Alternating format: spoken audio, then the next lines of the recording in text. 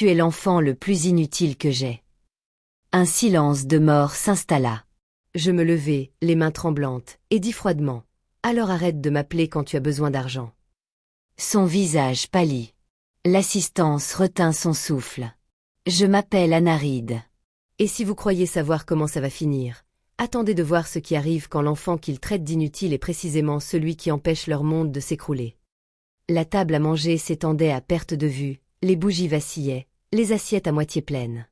Mes frères et sœurs fixaient leur nourriture, trop effrayés pour intervenir. La fourchette de ma mère tinta doucement contre son verre, comme si le bruit pouvait détourner l'attention des mots qui brûlaient encore dans l'air. Mais rien ne pouvait les effacer. Inutile. Ce mot avait vécu dans mon ombre pendant des années, murmuré dans mon dos, jeté à mon visage chaque fois que j'osais parler. Et pourtant, c'était mon salaire qui avait payé l'hypothèque quand papa avait des difficultés à rembourser. Ma carte de crédit qui avait permis aux factures de rester allumées. Ma signature qui avait sauvé mon frère de la faillite quand sa voiture avait été saisie. Chaque respiration qu'il prenait était étouffée par le silence de mes sacrifices. Et maintenant, sous le regard de toute la famille, papa avait arraché le masque, sans se rendre compte que ce qu'il craignait le plus n'était pas ma faiblesse. C'était ma voix. Je sentais mes mains trembler, ma poitrine se serrer. Mais je n'ai pas reculé. Pas cette fois. Les mots m'ont échappé avant que je puisse les retenir. Mais une fois prononcés, ils ne m'appartenaient plus. Ils appartenaient à la pièce, au silence, à la vérité. Alors arrête de m'appeler quand tu as besoin d'argent. La mâchoire de mon père s'est crispée. Ma sœur a laissé tomber sa fourchette. Les lèvres de ma mère se sont entr'ouvertes, mais aucun son n'est sorti. Parce qu'ils connaissaient tous chaque corvée inutile, chaque soupir indigne, chaque accusation faible, tout s'est effondré sous le poids de la réalité, c'était moi qui les accablais. Et pour la première fois, je ne les accablais plus. Le silence ne s'est pas rompu. Il s'est approfondi. Et j'ai compris que parfois, la vengeance la plus cinglante ne commence pas par la rage, mais par une simple phrase qui fait s'étouffer tous les autres dans leur déni. Et je venais de la prononcer. Le silence qui suivit mes mots s'étira plus longtemps que n'importe quelle dispute que nous ayons jamais eue. Mon père, qui n'avait jamais flanché devant personne, me fixait comme si je lui avais fait perdre pied. Sa fourchette lui échappa des mains, claquant sur la porcelaine. Le bruit fut si sec que ma sœur sursauta. Je ne lui avais jamais dit non, jamais. Et pourtant, la vérité était palpable. J'en avais assez d'être le portefeuille caché de la famille. Maman tenta d'intervenir la première. Anna, ne parle pas comme ça. Il ne le pensait pas. Mais sa voix manquait de conviction. Elle savait qu'il le pensait. Il l'avait toujours pensé. Mon frère laissa échapper un petit rire nerveux, essayant de détendre l'atmosphère. Allez, papa est juste contrarié. Ne le prends pas si mal. Mais je le prenais très au sérieux, car ce n'était pas la première fois.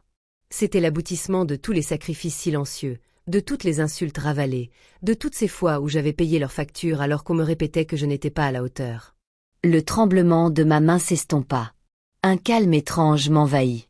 Tu veux dire inutile, dis-je, les yeux rivés sur ceux de mon père. Alors commence à vivre sans l'argent que tu as mendié le mois dernier, sans le prêt que j'ai cautionné pour que cette maison ne soit pas saisie, sans les frais de scolarité que j'ai payés quand tu disais que tu ne pouvais pas. Mes mots tombèrent comme des pierres sur l'eau calme, des ondes se propageant dans la pièce, frappant chaque personne assise là. Le visage de mon père se décomposa. Ma sœur resta bouche bée. Ma mère baissa les yeux sur son assiette, comme si les réponses se cachaient dans les petits pois. Personne ne retint son souffle, car pour la première fois, celle qu'il traitait d'inutile avait levé le voile. Je me redressai, le poids s'envolant de mes épaules. À partir de cet instant, j'ai murmuré. Vous n'entendrez plus jamais le mot « aidez-moi ». J'ai repoussé ma chaise, le bruit du bois sur le carrelage déchirant le silence. Et tandis que je me dirigeais vers la porte, personne ne m'a suivi, car au fond, ils connaissaient la vérité. Le jour où je cesserais de les porter serait celui où leur monde commencerait à s'écrouler. Je n'ai pas claqué la porte en partant. Ce n'était pas nécessaire. Le silence qui me suivait était plus lourd que tout ce que j'aurais pu imaginer. L'air frais et vif de la nuit m'a fouetté le visage, et pour la première fois depuis des années, j'ai respiré sans le poids de devoir des explications à qui que ce soit. Mon téléphone a vibré presque aussitôt. « Maman, Anna, revenez, s'il vous plaît. » Vous aggravez la situation. Ma sœur. Et la facture d'électricité? Elle est à ton nom. Ne fais pas de drame. Mon père? Rien. Juste le silence. Le même silence qu'il m'offrait chaque fois que je payais sans poser de questions. J'ai retourné le téléphone, écran contre table, et j'ai continué à marcher. Le lendemain matin, j'ai ouvert mon application bancaire. Des années de retrait silencieux s'affichaient. Tout me revenait en pleine figure. Les chèques de loyer, les factures d'électricité, les transferts de prêts. Autant de bleus que j'avais ignorés. Un par un, j'ai commencé à les défaire. Les prélèvements automatiques annulés. Les comptes débloqués, l'accès révoqué. Ce n'était pas de la rébellion. C'était une libération. À midi, les appels ont recommencé. La voix de mon frère cette fois, basse et urgente. Papa était furieux. Il a dit, « Tu as trahi la famille. » Il a dit, « On ne peut pas s'en sortir sans toi. » J'ai failli rire de l'ironie. Inutile, m'a-t-il traité. Et pourtant, sans ma soi-disant inutilité, leur monde vacillait déjà. Ce soir-là, j'étais assise à ma petite table de cuisine, un bol de soupe fumant devant moi. Le silence était étrange, mais je ne me sentais pas seule. Pour la première fois, il était mien. Mon téléphone a vibré une fois de plus. Un message vocal de papa. Sa voix n'était pas tonitruante cette fois. Elle était rauque, irrégulière. « Anna, on a besoin de toi. Rappelle-moi. » L'homme qui m'avait crié « Inutile ». Devant tout le monde, il ne pouvait plus respirer sans ce que je lui avais donné. J'ai conservé le message, non par pitié, mais comme preuve. Car ce n'était pas la fin. C'était le début du déclin. Et il n'avait même pas encore commencé à entrevoir jusqu'où cela irait une fois que le monde extérieur à ces quatre murs découvrirait leur véritable identité.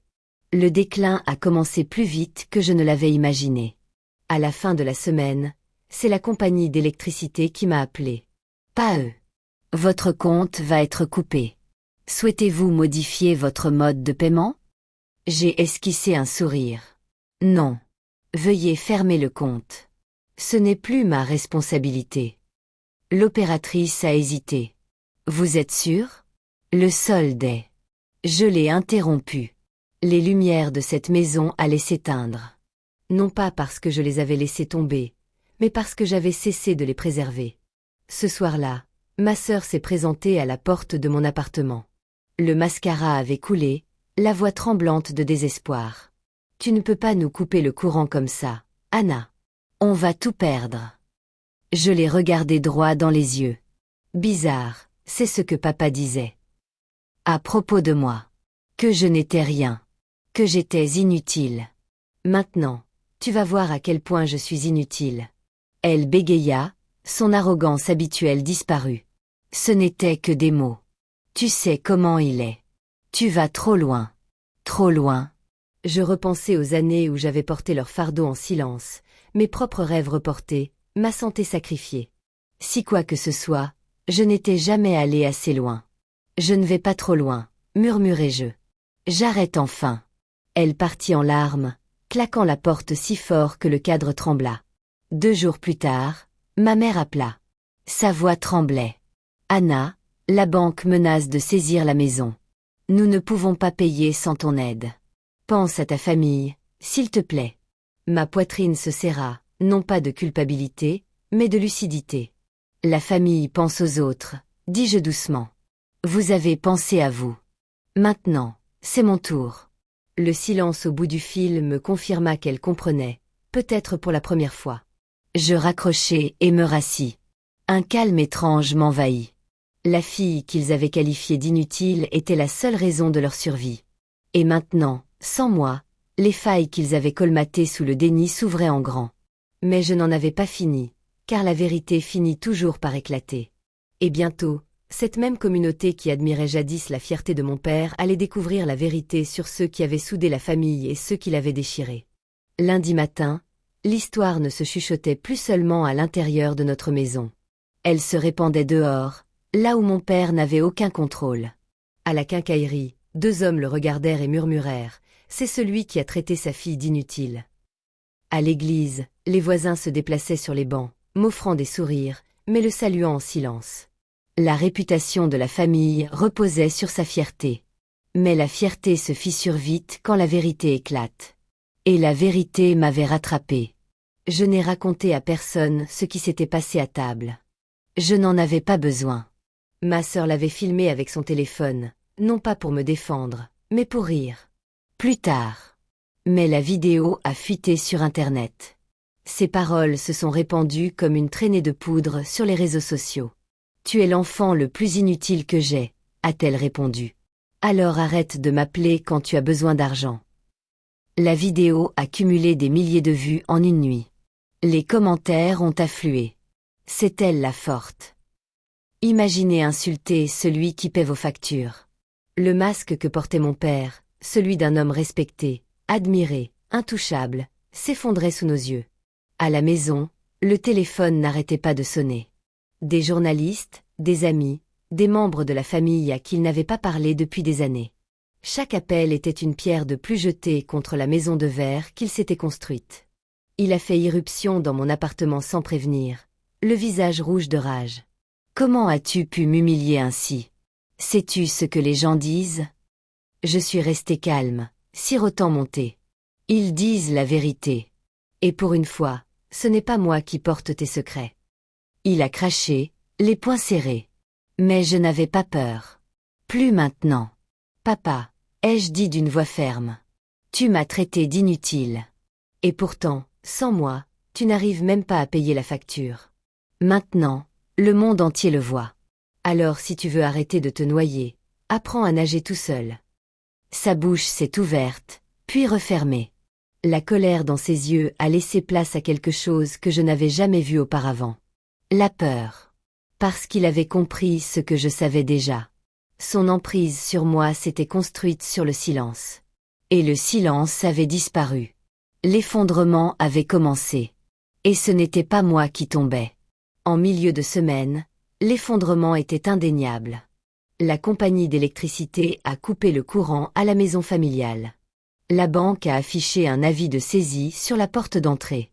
Les voisins qui autrefois saluaient poliment traversaient désormais la rue. Partout où mon père allait, des chuchotements l'accompagnaient. C'est lui, celui de la vidéo. Et mon téléphone vibrait encore.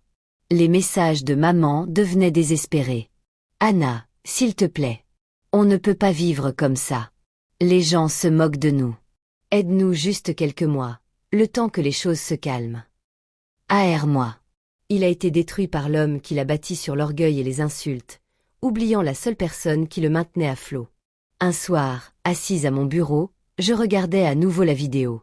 Ma voix tremblante disait « Alors arrête de m'appeler quand tu as besoin d'argent. » Son visage était pâle. Un silence suivit. Ce n'était pas qu'un simple instant. C'était l'histoire qui le rattrapait. Le lendemain matin, je reçus une invitation du centre communautaire. Ils organisaient une table ronde sur l'indépendance financière et la résilience, et ils souhaitaient que je prenne la parole. Pas mon père. Pas l'homme qui, autrefois, imposait le respect partout. Moi. Quand je suis montée sur scène, les applaudissements ont retenti. J'ai parlé simplement. Pendant des années, on m'a dit que j'étais inutile. Et pourtant, je payais les factures. J'entretenais la maison. J'assumais toutes les responsabilités. Inutile n'était pas la vérité. Inutile était la peur. Car quand on réalise qui détient réellement le pouvoir, on perd le contrôle. La foule se leva. Les flashs crépitaient. À l'autre bout de la ville. Mon père était assis dans un salon sombre, impuissant à plus d'un titre, regardant sa fille, celle qu'on croyait inutile, devenir la voix que l'on écoute enfin. Pour la première fois, je ne me suis pas sentie insignifiante. Je me suis sentie vue. Et j'ai su que ce n'était plus seulement une question de vengeance. Il s'agissait de reprendre ma place dans un monde où le silence ne m'enchaînait plus. Mais un dernier instant m'attendait encore. Le moment où mon père allait enfin affronter la vérité qu'il avait passé sa vie à nier. Ce moment arriva plus vite que je ne l'avais imaginé. Le banquet annuel du quartier, le seul événement que mon père ne manquait jamais, était prévu pour samedi soir. C'était sa scène, sa fierté, l'endroit où il serrait des mains et racontait les histoires d'une famille qu'il prétendait diriger. Cette année, les murmures le précédaient. Quand je suis entré dans la salle de banquet, la conversation s'est tue, les têtes se sont tournées non pas vers lui, mais vers moi. La fille inutile tenait maintenant une présentation imprimée soigneusement dans le programme. Invitée principale, Anna Reid, militante pour l'indépendance financière. J'ai aperçu son visage de l'autre côté de la salle. Raide, pâle, les lèvres serrées. Il n'avait pas été prévenu. L'hôte prit le micro. Ce soir, nous rendons hommage à une femme qui nous a montré à quoi ressemble la force, même lorsque sa propre famille doutait d'elle. Veuillez accueillir Anna Reid. Des applaudissements ont empli la salle. Je suis montée sur scène, non pas les mains tremblantes, mais d'un pas assuré. J'ai grandi en entendant que j'étais inutile. J'ai commencé. Un silence s'est installé sur les tables. Mais l'inutilité ne paie pas les hypothèques. L'inutilité ne couvre pas les frais de scolarité. L'inutilité n'empêche pas un toit de s'effondrer. Pendant des années, j'ai porté des fardeaux en silence. Mais le silence n'efface pas la vérité. Il ne fait que la retarder. L'assistance se pencha vers moi. Et la vérité est simple. Celui qu'il traitait d'inutile était le seul à maintenir l'équilibre. Un murmure parcourut la salle. Le verre de mon père glissa, tintant contre la table, poursuivis-je. Plus doucement maintenant, mais plus tranchant que jamais. Être sous-estimé est douloureux, mais cela vous donne aussi le pouvoir le plus clair, le pouvoir de partir. Et quand vous partez, tout ce qu'ils ont construit sur votre dos s'écroule. Des applaudissements éclatèrent, l'assistance se leva d'un bond. Les flashs crépitèrent. Ma mère baissa les yeux, ma sœur s'agita et le visage de mon père se figea. Mais peu importait, car pour la première fois de ma vie, je ne lui parlais pas. Je parlais par-dessus lui. Et la salle, cette même communauté qu'il avait jadis dominée, m'écoutait. Le banquet tout s'est terminé par une ovation debout. Et je savais que le dénouement était arrivé. Pas pour eux, mais pour moi. Le moment où je pourrais enfin clore le chapitre qu'ils avaient écrit pour moi et signer ma propre fin. Le banquet s'est terminé, mais l'écho des applaudissements m'a accompagné jusqu'à chez moi. Pour une fois, je ne portais pas la honte dans ma poitrine, seulement la lucidité. Ce soir-là, j'ai ouvert la conversation de groupe familial. Les derniers messages non lus me fixaient du regard. Maman, tu nous déchires. Sœur, supprime cette vidéo. Répare ça. Papa, le silence comme toujours. J'ai tapé lentement, chaque mot pesé. Tu m'as traité d'inutile, mais sans moi, tu as prouvé exactement qui est impuissant. J'ai cliqué sur envoyer, puis j'ai coupé le son de la conversation pour toujours. Le lendemain matin, le journal est arrivé sur le pas de ma porte. En première page, un titre s'étendait sur toute la largeur. D'inutile à irrésistible, Anna Reid inspire un mouvement. En dessous, une photo de moi au banquet, souriante, la foule debout derrière moi. J'ai découpé l'article et l'ai rangé dans un tiroir, non pas comme un trophée, certes, mais comme un rappel, car la vengeance n'avait pas consisté à les humilier.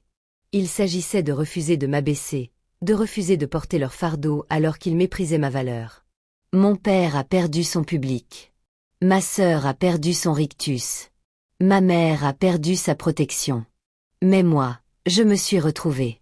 Le mot « inutile » ne me blessait plus. Il s'est dissous, impuissant, face à ce que j'avais construit, l'indépendance, la dignité et une voix que personne ne pouvait faire taire. J'ai versé du café, ouvert ma fenêtre et laissé entrer l'air frais du matin. Pour la première fois, je n'appréhendais pas cette journée. Je l'accueillais avec joie, car je n'étais plus leur bouc émissaire. J'étais Anna Reid et mon histoire ne faisait que commencer.